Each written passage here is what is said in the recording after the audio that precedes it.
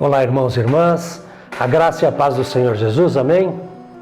Em João capítulo 15, versículos de 5 a 15, o Senhor nos mostra, nos ensina que há 4 níveis de relacionamento vividos com Ele. A palavra de João nos diz assim, versículo 1: Eu sou a videira verdadeira e meu Pai é o agricultor. Todo ramo que não der fruto em mim, Ele o cortará. E podará todo o que der fruto, para que produza mais e mais. Vós já estáis puros pela palavra que vos tenho anunciado. Permanecei em mim, diz o Senhor, e eu permanecerei em vós. O ramo não pode dar fruto por si mesmo, se não permanecer na videira. Assim, também vós não podeis tampouco dar fruto, se não permanecerdes em mim. Eu sou a videira, vós os ramos. Quem permanecer em mim e eu nele, esse dará muito fruto, porque sem mim nada podeis fazer. Se alguém não permanecer em mim, será lançado fora. Como o ramo, ele secará e hão de ajuntá-lo e lançá-lo ao fogo, e ele será queimado. Se permanecerdes em mim, diz o Senhor, e as minhas palavras permanecerem em vós, pedireis tudo o que quiserdes e vos será feito. Nisso é glorificado meu Pai, para que deis muito fruto e vos torneis meus discípulos. Vós sois meus amigos, se fazeis o que eu vos mando, diz o Senhor. Já não vos chamo servos, porque o servo não sabe o que faz o seu Senhor. Mas chamo-vos amigos, pois vos dei a conhecer tudo quanto ouvi de meu Pai. Lá no versículo de 1 a 8, o Senhor nos diz, como varas, frutifiquem. E ainda, lá no versículo 8, ele diz assim para nós, como os discípulos, sigam-me, frutifiquem, sigam-me. Como servos, ele diz, obedeçam. E ainda mais, o Senhor nos diz, como amigos, tenham comunhão comigo. Intimidade. Jesus desenvolveu pelo menos 3 tipos de relacionamentos e observamos os 3 tipos de pessoas com quem ele se relacionava, frequentando a nossa igreja, o nosso meio no dia de hoje. Podemos dizer que em nossa comunidade existe o visitante, vamos dizer, o participante e o discípulo. Visitante, participante e discípulo. Vamos chamar o visitante de multidão. Aquele que vem à igreja ocasionalmente, eventualmente. O participante, vamos chamar de seguidor ocasional.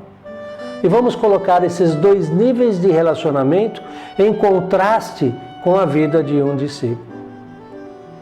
Vamos ver a relação de Jesus e a multidão. Multidão, irmãos, são aqueles que ficam de fora do rio, que ficam apenas observando e visualizam os sinais das mãos do Senhor se movendo. Eles veem que faz o milagre e ficam admirados com a obra do Senhor. As multidões não se relacionam nem o conhecem verdadeiramente com intimidade. Eles ficam afastados. O primeiro nível de relacionamento que Jesus teve com todos aqueles foi a multidão.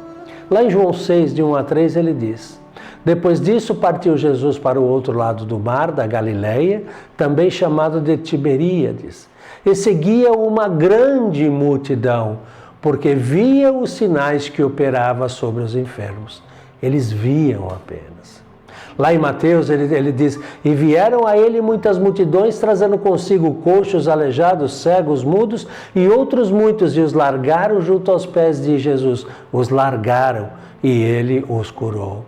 O relacionamento com essas pessoas é generalizado, é um relacionamento de massa, irmãos, é impessoal, é distante. É vivido à distância com irmãos que não têm visão clara de nada da vida cristã, dos princípios de vitória, do andar na unção do Espírito e etc. Todas as áreas da vida daqueles que andam em multidão são mais ou menos nebulosas, vivem em altos e baixos, e sua vida cristã e até a pessoal não vai muito bem. O que leva alguém então a ser multidão? Evidentemente, irmãos, existem pessoas que vivem nesse nível de relacionamento por não terem recebido instrução ou por não terem tido ensinamento suficiente sobre a palavra do Senhor. Diríamos que são involuntariamente multidão, não são porque querem. Mas a maioria faz a opção por esse nível de relacionamento por algumas razões. Podemos enumerar algumas. Vamos ver que características têm as pessoas que andam em multidão. Por que eles andam em multidão? Porque tiveram uma decepção com estruturas e líderes.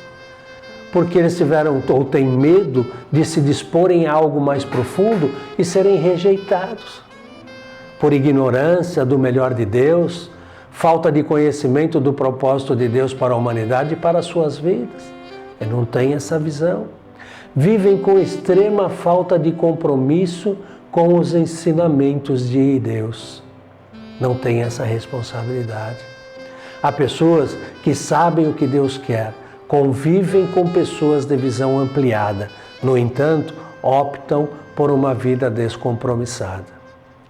Característica de alguém que anda em multidão, irmãos, pode ser o relacionamento distante e impessoal, diálogos sempre muito superficiais, conversas frívolas e fúteis, fraca resposta ao desafio da palavra de Deus, não aceitam ser cobrados ou confrontados em sua conduta, não se deixam tratar por ninguém, possuem motivação desconhecida, portanto, não são confiáveis para qualquer obra ou posição de responsabilidade ou posição de liderança. O nível de crescimento é baixo, são totalmente independentes. São infantis, confusos, religiosos e materialistas. Nada herdam espiritualmente. Fogem de tomar a cruz, pois não toleram o desprazer. Possuem uma vida egocêntrica e vivem de aparência. Já com os seguidores, irmãos, a relação de Jesus com os seguidores têm comunhão com Jesus e ele os conhece com um nível maior de intimidade e a eles é revelado os mistérios do Senhor. Em Lucas, capítulo 10, versículo 1, o Senhor diz: após o envio dos 12 discípulos, Jesus enviou outros 70 para a sua obra. Jesus tinha um número significante de seguidores, porém nem todos eram próximos, íntimos. Não eram íntimos a Ele. Esse é um nível de relacionamento com Deus onde o conhecemos mais de perto, porém não temos intimidade ainda com Ele. Em Lucas 10, 22, o Senhor diz: todas as coisas me foram entregues por meu Pai. Ninguém conhece quem é o Filho, senão o Pai. Nem quem é o Pai, senão o Filho e aquele a quem o Filho quiser revelar. Intimidade. Vejam que não é a todos que o Senhor se revela, apenas a quem Ele quer. Nos contentamos em fazer algo para Ele, nos alegramos por isso, mas não temos a revelação de quem Ele é realmente. Este segundo nível de relacionamento de Jesus, esses seguidores ocasionais, foram aquelas pessoas que o procuravam para serem aconselhados. Os seguidores ocasionais geralmente têm algumas dessas características que eu vou dizer a vocês. São religiosos e legalistas, alimentam-se da palavra, mas com uma ótica mística. São festivos, chegam, marcam presença, dão boas sugestões, estão nas orações, nos grupos, mostram-se intensos e desaparecem até a próxima temporada de fogo. São místicos, se conduzem com base no fervilhar de sonhos, de profecias, de visões e fábulas. São mornos, deixam-se tratar apenas superficialmente quando há pressões ou alguma dificuldade. Possuem um relacionamento frequente, mas superficial. Os diálogos são abrangentes, mas não permitem o tratamento do caráter. Possuem uma resposta superficial e até religiosa à palavra. Estabelecem ligações por conveniência com a liderança. Fogem de cobrança e de confrontações. Vivem estagnadas na apatia espiritual. São fiéis às programações, normas e preceitos da estrutura religiosa, mas não se deixam tratar pela cruz. Nada herdam espiritualmente. Suas opiniões próprias são muito fortes e por isso são fechados para aprender com os outros. Irmãos, aí nós temos a relação com os discípulos, a relação de Jesus com os discípulos. O maior exemplo são os 12, lá em Lucas 10, 23 a 24. Eles têm comunhão com Jesus, o conhecem com um nível maior de intimidade, a eles é revelado os mistérios que o Senhor quer revelar. Mas não podemos esquecer que Judas, irmãos, foi um dos discípulos de Jesus. João capítulo 13, o Senhor diz que o discípulo a quem Jesus amava experimentou um nível de intimidade, de revelação e conhecimento de Deus maior do que todos os outros. Ele foi autor do Evangelho de João, das Epístolas de João e do livro do Apocalipse. O livro de João trata da natureza e da pessoa de Cristo e do significado da fé nele. João apresenta Cristo como Filho divino de Deus. Apresenta Cristo como Deus. Este terceiro nível de relacionamento com Jesus, os discípulos, foram aqueles a quem eram revelados os mistérios do Senhor. Neste nível, a proximidade é total, a intimidade, revelação e a liberdade com as quais se expressam pensamentos e sentimentos são completas. O compromisso e a renúncia também são totais. As motivações dos discípulos e o potencial de resposta a cada um são intimamente conhecidos e sobre essas bases os desafios são realizados. O discípulo nos fala da aceitação do preço da cruz. Precisamos entender com clareza isto. Discipulados são vínculos formados em Deus, vínculos que implicam em decisão, custos a serem pagos e um objetivo a ser cumprido. Algumas características de quem é discípulo. Possui intimidade e transparência. Responde à palavra de forma completa. Ele é submisso à autoridade. Ele manifesta um crescimento constante e desobstruído. Ele é aberto e maleável o suficiente para se deixar tratar. Suas motivações são conhecidas, ele é dependente de Deus, possui uma vida de vitória. Ao final do processo, todo alcança o objetivo, está sempre pronto para outros, para ser lançado em outros.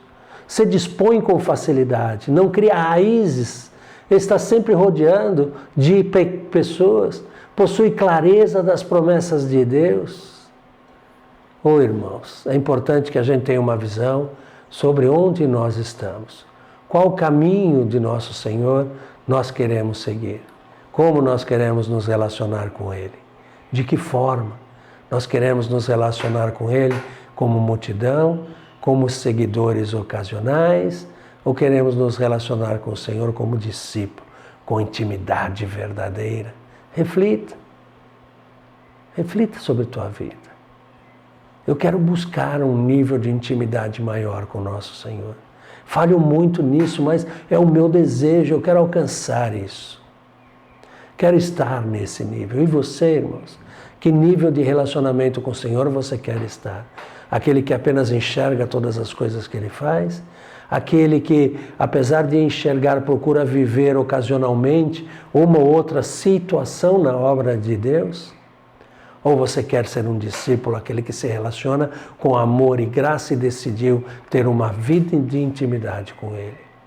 Decida se relacionar com Ele na intimidade e logo você se tornará um discípulo amado. Deus possa abençoar ricamente sua vida, de toda a sua família. Amém.